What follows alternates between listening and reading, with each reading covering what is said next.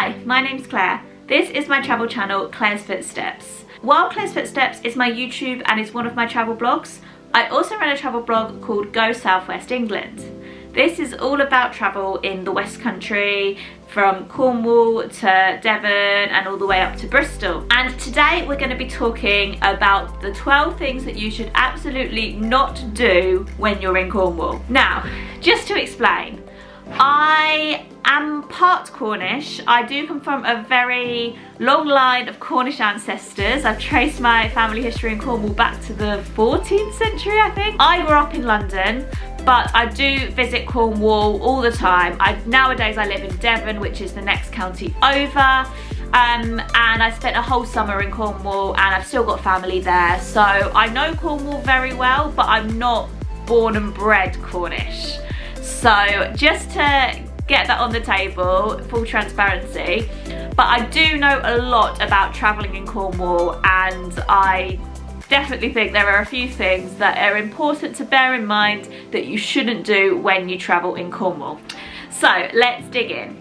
The first thing that you should never do in Cornwall is swim when there is a red flag on the beach. A red flag symbolises don't go in, the water's dangerous, there are currents or rips, etc, etc. If you see one of these flags, just don't go in the water. Like, the sea around Cornwall can be very dangerous. You're on the edge of the Atlantic Ocean, so the swells can be really, really dangerous here. So yeah, if you see any of these flags, don't go in the water. If you have any doubt, then speak to a lifeguard. If you don't see a lifeguard, don't go in. That's the main rules, the main things you should be considerate of when you're at the sea in Cornwall. A lot of the sea in the UK is very sheltered, but in Cornwall it's not. So please, please, please bear that in mind when you're on the beautiful Cornish beaches. Another safety concern, which I'll mention in this section, is don't walk too close to cliff edges. Now, the South West Coast Path is a wonderful trail that spans from Minehead in Somerset all the way down to Studland Bay in Dorset, and it traverses the entire Cornish coastline. It's absolutely beautiful, and I definitely recommend hiking on part of it while you're in Cornwall. But please, please, please don't get too close to the cliff edges. The path in itself is pretty well maintained and it always follows, you know, the safe pathway. That's more or less. Sometimes there's the odd disruption where they haven't closed it in quite in time, so do be mindful, but generally the path is maintained well and is safe to follow. However, I wouldn't recommend going towards the sea side of the path, to be honest, ever, unless the path is a lot more inland. It can be very dangerous. Even if it seems like you're far away, sometimes the cliffs do crumble and collapse, and yeah, there have been incidents. This actually happens quite a lot in East Devon where I live, but it does happen in Cornwall as well. This also is the case if you have a dog. If you're on the coast path and you're close to the cliff edges, keep them on a lead, because you don't want the dog just going towards the cliff edges and then they're putting themselves in danger and potentially putting you in danger as well if you go past. So that is definitely something to remember when you're visiting Cornwall. Okay, the third thing is to not drive too fast down country roads.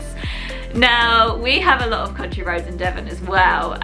They can be very small, very narrow. They only can really fit one car down, and then you have to find passing places to pass the other cars.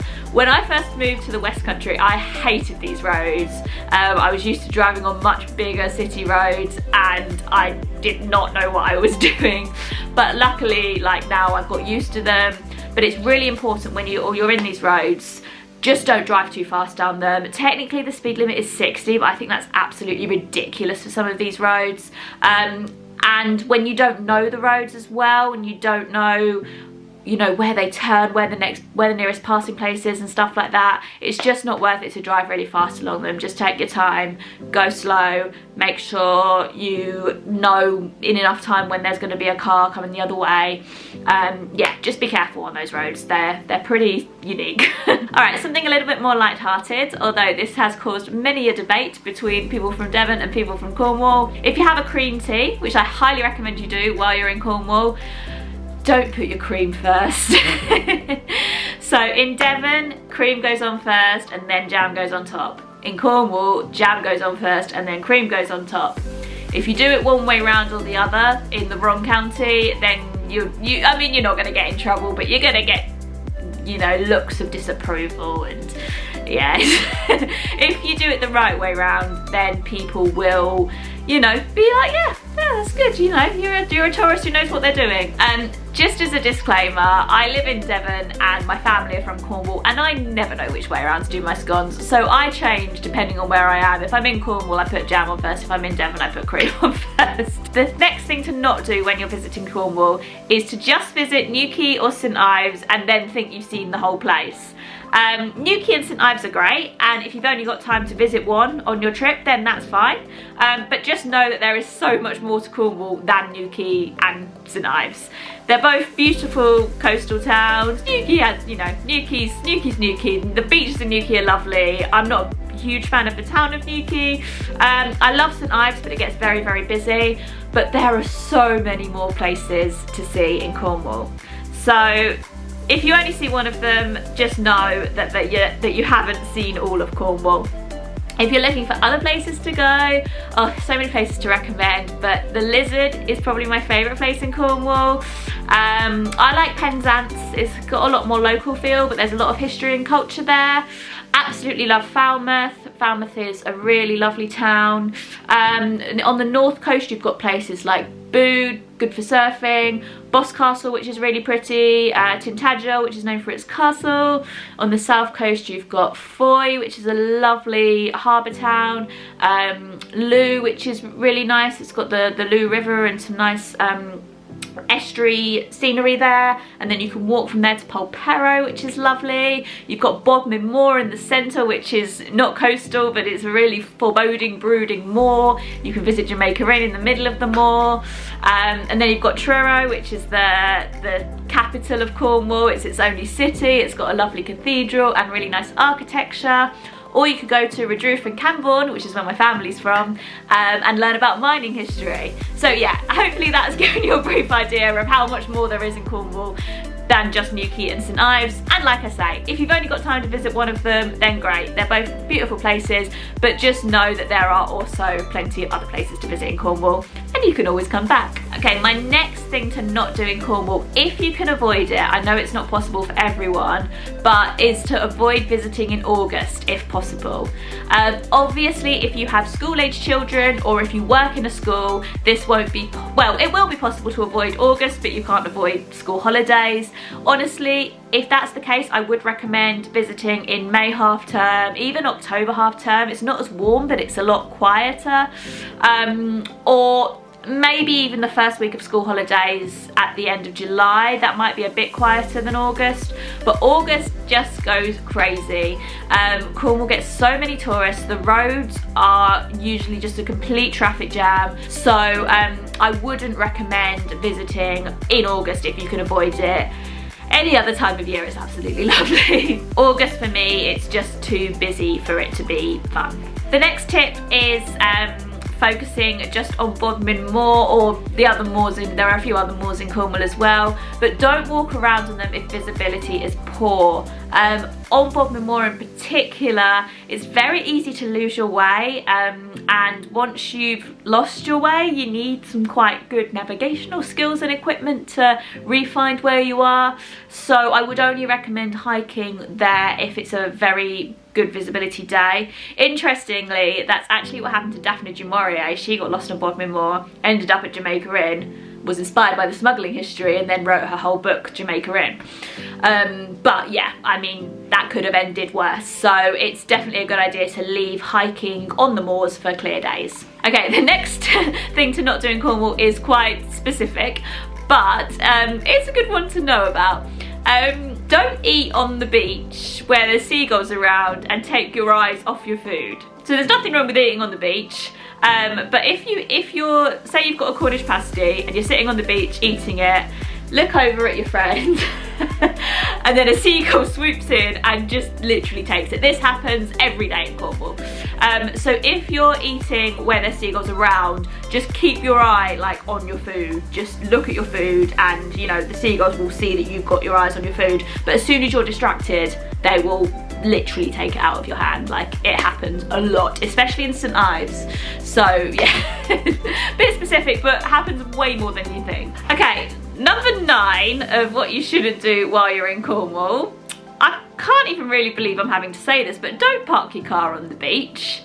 Every single year, I'm a member of a lot of Cornwall Facebook groups, and every single year without fail I see someone has parked their car on a beach. Like, you're just not meant to park your car on the beach. I don't think there's any beaches that have car parks. There may have used to have been, but there's not anymore, I'm pretty sure. And I see these cars parked on a beach, and then I see a few hours later a photo of a car being taken out by the tide. So yeah, I know parking's not very good in Cornwall, and I know it's expensive, and I know in the summer it's hard to find parking spaces, but just don't park your car on the beach. Number 10 is, if possible, try to avoid staying in Airbnbs.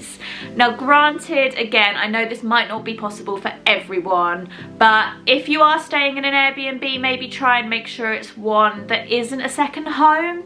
So there's a big problem in Cornwall with second home owners. So a lot of people who have money to buy 2 houses have bought second homes in Cornwall, which has caused the cost of houses in Cornwall in general to rise ridiculously, and it means that now a lot of locals can't afford to buy in Cornwall. This has also caused a lot of younger people to leave Cornwall, and yeah, it's causing a lot of issues within Cornish society. Now, a lot of people who buy second homes find that if they rent them out on Airbnb, I think they only need to rent them out for like 2 weeks a year or something, but it avoids some sort of second home tax or something, because they technically have it as a rental property.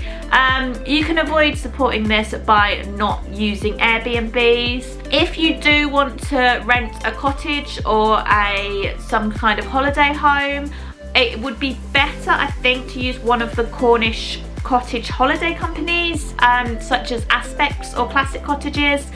They've still kind of taken over a lot of villages. Like, you go to the village of Mousel and it is all holiday homes, but I do think that it's at least better to rent off them, because those are homes that are tailored towards tourists rather than homes that are empty for most of the year and are just on Airbnb for a couple of weeks a year. But also, I mean, there's lots of local B&Bs, campsites, hostels, hotels. So there is so much accommodation to choose from in Cornwall. Granted, if you're in a group and you want the kitchen, you want some space, then it might be better to rent a holiday home, but try and rent it from a website that is specifically tailored for holiday lettings, if that makes sense. Number 11, if someone tells you they'll do something Dreckly, it's not going to be anytime soon. So Dreckly is a great bit of Cornish slang. It means, well, it sounds like directly, which you could think that it means, oh, I'll do that, then my next thing. It just means at some point in the future. So if I say I'm gonna have a cup of coffee directly, it just means I'm gonna have a cup of coffee probably in the next couple of hours. I am gonna have a cup of coffee directly. But yeah, if someone says that to you, or if they say, oh, the boat will be here directly, or it'll be open directly, it just means it will be open at some point, probably today, but depending on what it's talking about, it may just be at some point in the future. And the last thing that you shouldn't do in Cornwall is to ignore the fact that Cornwall has a very unique culture and identity. Now, I obviously run a blog called Go South West England. It does include Cornwall, and I do recognise that Cornwall does have a lot of features that make it very different to the rest of England, and there are reasons why Cornwall should have a lot more identity and a lot more independence to make its own decisions, like Wales and Scotland do. I do agree with that. I just have a blog called Go Southwest England because it worked for SEO purposes, and at the moment Cornwall is part of England. However, I do think if devolution happened, I would support that. Cornwall has a very unique Celtic heritage, similar to Wales and Scotland, but also unique in its own way. It has a lot of different customs and culture to the rest of England. It has its own language, which is having a revival at the moment. Like, there's a lot of people are learning Cornish, like way more people are learning Cornish than they used to, which is really cool. I've learned a tiny bit, but I'm not going to embarrass myself by trying to say any in this video. And yeah, you'll find loads of Cornish festivals, Cornish customs. It's just, Cornwall existed as a country before England did, and it was self-governed up until a point when it kind of gradually dissolved into England. But in the same way that Wales and Scotland have their own kind of autonomy, a lot of Cornish people think that Cornwall should have its own, have its a bit more independence to varying levels. Whether you agree with this or not, if you're in Cornwall, please do be open-minded about this, and listen to what people have to say. If you get chatting to someone, listen to the history. It's really fascinating. Maybe I'll do a video on it at some point. I do have a blog post on it, so you can check that out. I'll leave it in the description. But yeah, it's a very interesting side to the county, or should I say the duchy, because it is one of only 2 duchies in England. And yeah, it just offers another side to a destination that is usually only known for its beaches. It's a fascinating place, and I love the spirit that people have in Cornwall, and it makes me very proud to be part Cornish. So hopefully those things that you should not do in Cornwall have helped you plan your trip there. I'm sure you'll have an amazing time. Don't forget to check out my website for all of my travel guides to Cornwall. I'll be back with more Cornwall and Southwest focused content throughout the summer, so do subscribe so you don't miss my next video. Thanks so much for watching. I'll see you next time.